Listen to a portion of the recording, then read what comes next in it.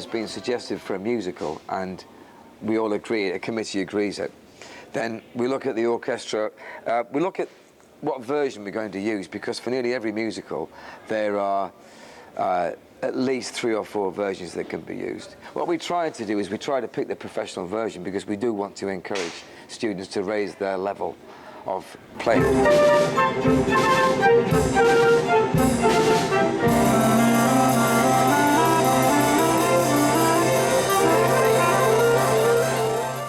Today we've actually got 30 players in an orchestra, which for a musical in a school is actually quite a lot.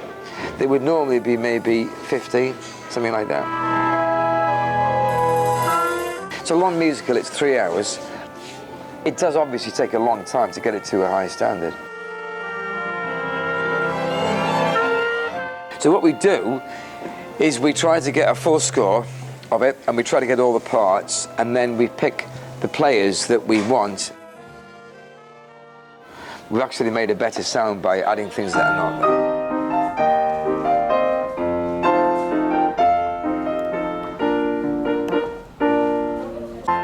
At a very early stage, I discussed with the director what we are going to do, how we're going to approach the whole thing. We work out a rough plan and we work out a timeline. It was the end of August, which was about 2.5 months, about 11 or 12 weeks before the musical is happening now.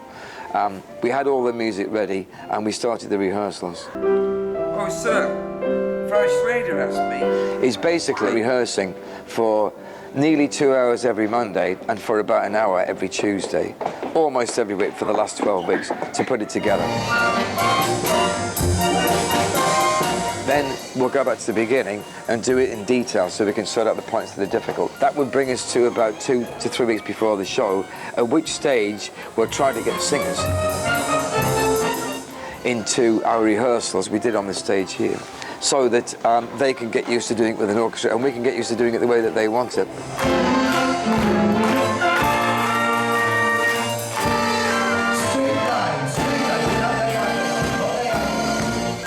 As far as I know, Yu-Chung is the only international school in China. I don't know if local schools do it.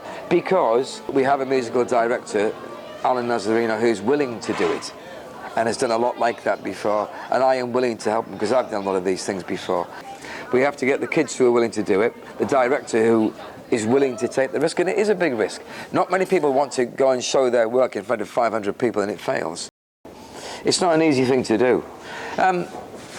For me, people in the position that I or Mr. Nazarino are in, you can take one of 2 courses. You can either sit with the standard way of doing things and you think, we won't do a big production, we'll do this, we'll do that, we'll make it easy for the kids, we won't stress them, we won't take risks. Or you can take risks, and if you do, you might succeed and you might fail. But basically, we are both risk takers, and then we'll look at it and think, it's better to attempt a big project and hope we get it right. It is a very difficult thing to do, because not only do the students have to be able to play the parts themselves, but we've got to be able to fit the whole thing in with what's on the stage. As far as I'm concerned, complements what happens on the stage, so that is the primary thing. For the very good reason that it would put them off, or as they say, out of character, because if you're getting into a part,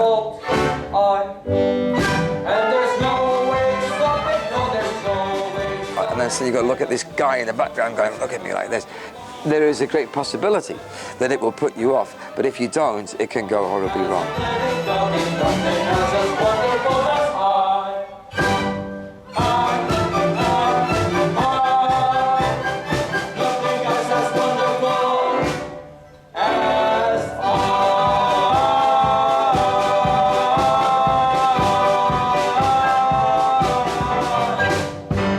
The first thing is you get the mothers under control, no you don't. But don't let them know that you're under control.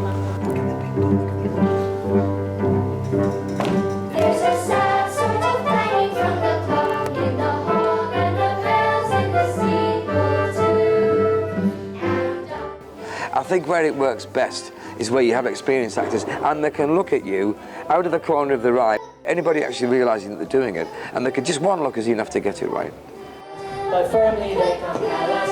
to say goodbye to you. Offering kids the opportunity of doing things like this, not so much in the orchestra, but particularly on the stage, is a big positive experience for them.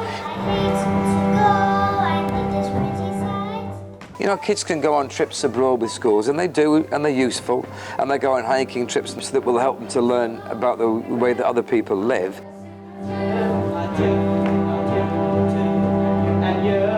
But I still think, even though it is a lot of work, that it's very, very beneficial for children to be doing things on the stage there while there's people looking at them there.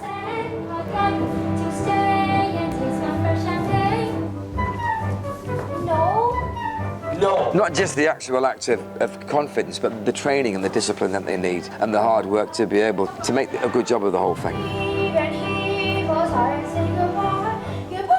Where it is permissible, what we do is we add parts to the music.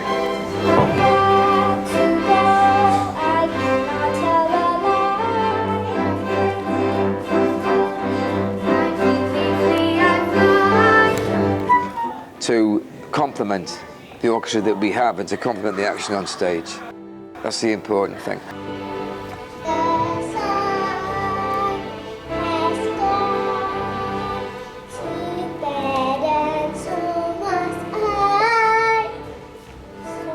And I am willing to take the risk as well.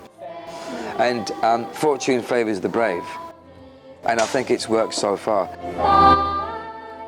Opportunity for kids to do that in excellence, in striving to push students to a higher level.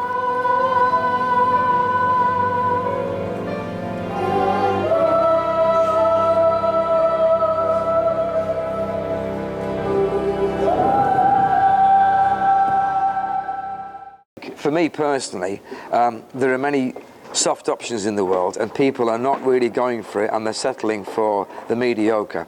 And I'm very pleased that I work for a foundation that encourages excellence in that area. So excellence and opportunity, I think, are the two main driving forces behind it.